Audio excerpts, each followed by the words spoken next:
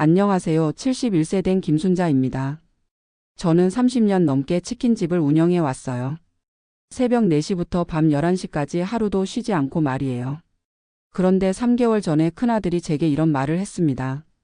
엄마, 이제 나이도 많으시고 몸도 힘드실 텐데 치킨집 그만하고 쉬세요. 처음엔 자식이 걱정해 주는구나 싶었어요. 48년간 치킨 튀기며 3남매를 키웠으니까요. 허리 디스크에 정맥류, 관절염까지 얻으면서도 말이에요. 하지만 아들의 진짜 속내는 따로 있었습니다. 엄마, 제가 치킨집을 이어받아서 카페로 바꿔볼게요. 요즘은 치킨보다 카페가 잘 되거든요. 그때 저는 이상했어요. 48세 된 아들이 갑자기 왜 카페를 하겠다고 하는지. 나중에 알고 보니 아들이 다니던 회사에서 권고사직을 당했더라고요. 퇴직금이 좀 나왔는데 그것만으론 카페 창업 자금이 부족했던 거예요. 그래서 제 치킨집에 눈독을 들인 거였습니다. 상가 주택이 2억 정도 되거든요.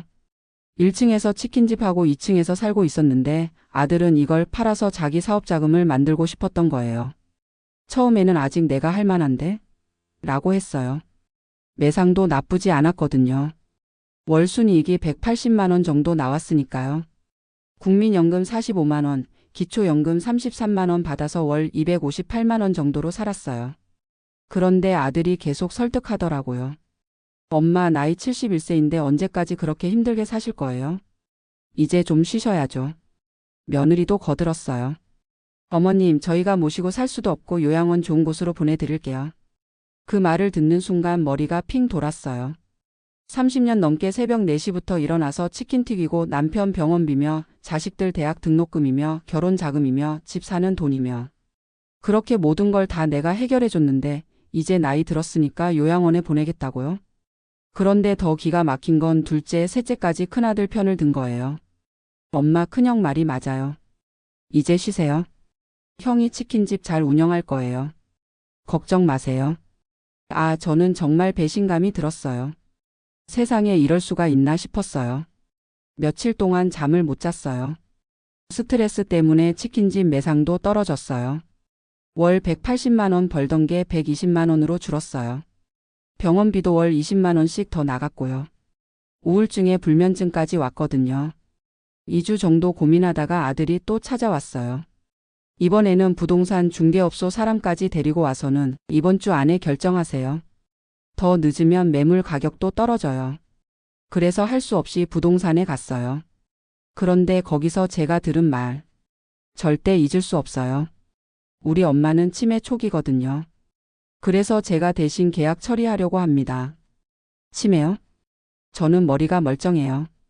장사 계산도 다 하고 재료 주문도 다 하고 세금 신고도 제가 다 해요. 그런데 치매라고요? 그 순간 깨달았어요. 아, 이 자식이 나를 완전히 무능력자로 만들어서 내 재산을 다 가져가려고 하는구나. 부동산에서 나오는데 다리에 힘이 빠졌어요. 48년간 내가 땀 흘려 일해서 만든 게 치킨집 하나뿐인데 그것마저 빼앗으려고 하다니요. 그날 밤에 결심했어요. 좋아, 그럼 나도 각오하자. 다음날 아들이 출근한 사이에 제가 뭘 했는지 아세요? 동네 상인의 아저씨들한테 부탁해서 트럭을 빌렸어요. 그리고 치킨집에 있는 모든 장비를 다 빼냈어요. 후라이어, 냉장고, 테이블, 의자, 간판까지 전부요.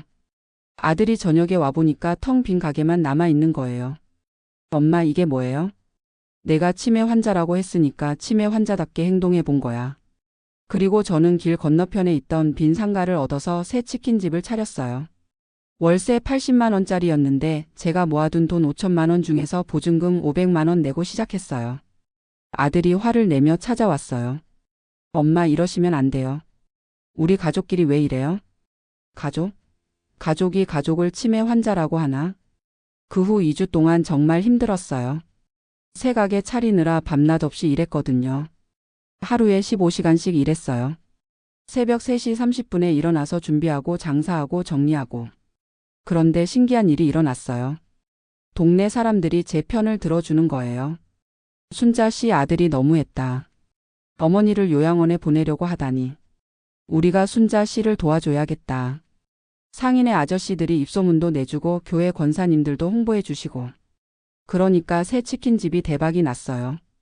첫 달에 매상이 280만 원 나왔어요. 원래 치킨집보다 100만 원이나 더 많이 벌었어요. 사람들이 제 사연을 듣고 응원해 주시더라고요. 할머니 화이팅! 아들 때문에 고생 많으셨어요.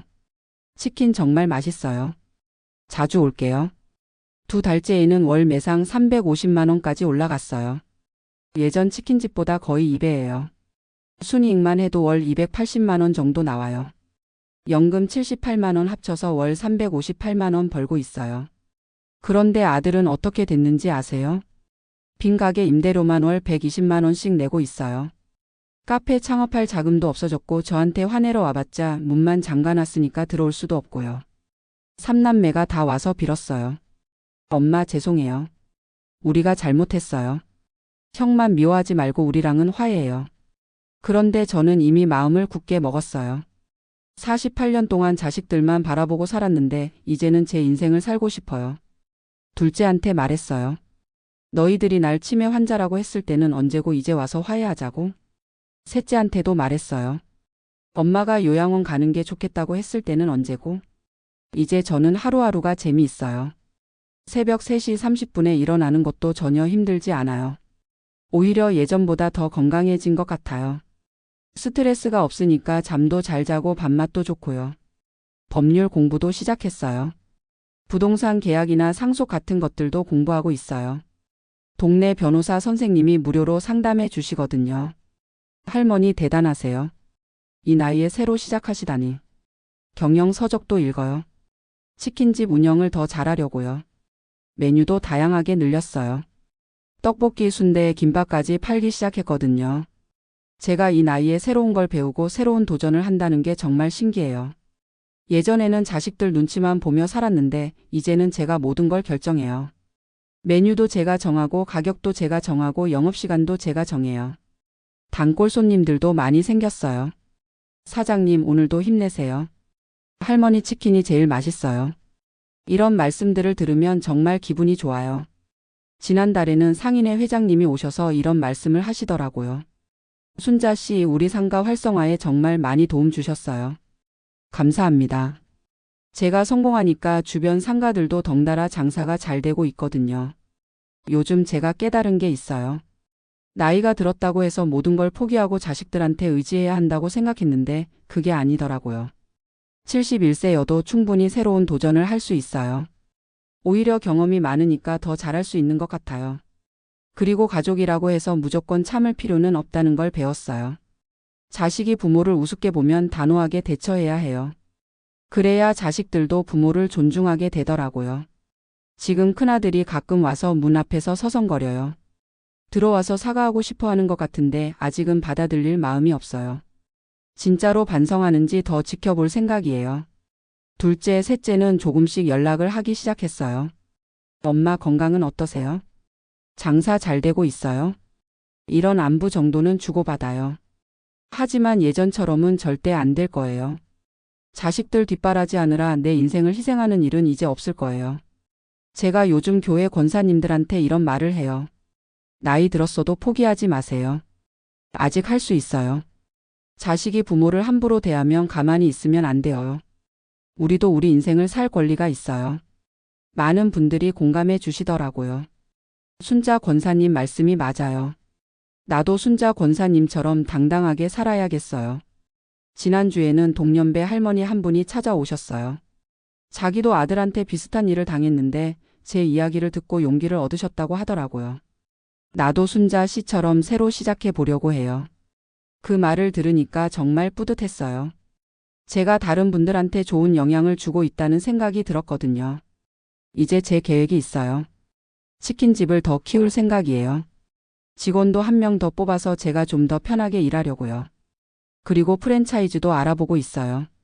다른 지역에도 순자네 치킨을 만들어 보고 싶어요. 물론 쉽지는 않을 거예요. 71세의 사업 확장이라는 게 말이 안 된다고 생각하실 수도 있고요. 하지만 저는 해보려고 해요. 실패하면 어때요? 도전하는 것 자체에 의미가 있다고 생각해요. 그리고 나중에 정말 몸이 힘들어져서 일을 못하게 되면 그때는 치킨집을 팔 생각이에요. 하지만 그 돈은 절대 자식들한테 주지 않을 거예요. 제가 하고 싶었던 일들을 하면서 쓸 거예요. 여행도 가보고 취미생활도 해보고 봉사활동도 해보고요.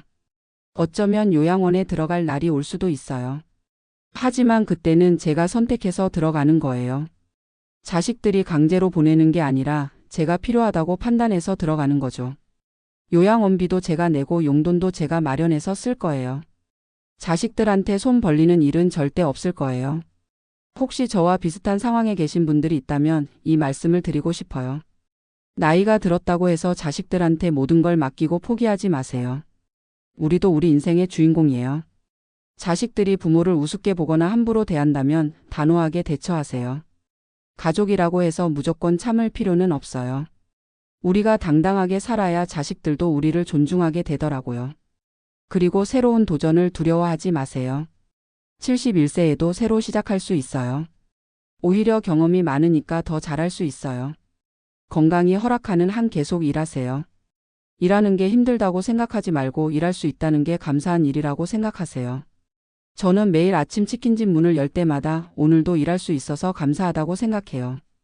마지막으로 이 말씀을 드리고 싶어요. 부모님도 개인의 삶이 있다는 것을 자식들이 인정해 줬으면 좋겠어요. 우리가 늙었다고 해서 꿈이 없는 건 아니거든요. 하고 싶은 것도 많고 이루고 싶은 것도 많아요. 그리고 같은 세대 분들께는 이 말씀을 드려요. 우리 인생은 아직 끝나지 않았어요. 건강하고 의지만 있다면 뭐든지 할 수 있어요. 나이는 정말 숫자에 불과해요. 저는 이제 매일매일이 새로워요. 오늘도 치킨집에 가서 맛있는 치킨을 튀기고 손님들을 맞이하고 새로운 메뉴를 연구하고 이런 일상이 정말 행복해요. 71세에 새 출발한 김순자의 이야기였습니다. 여러분도 용기 내세요. 우리가 생각하는 것보다 우리는 훨씬 더 많은 것을 할 수 있어요. 감사합니다.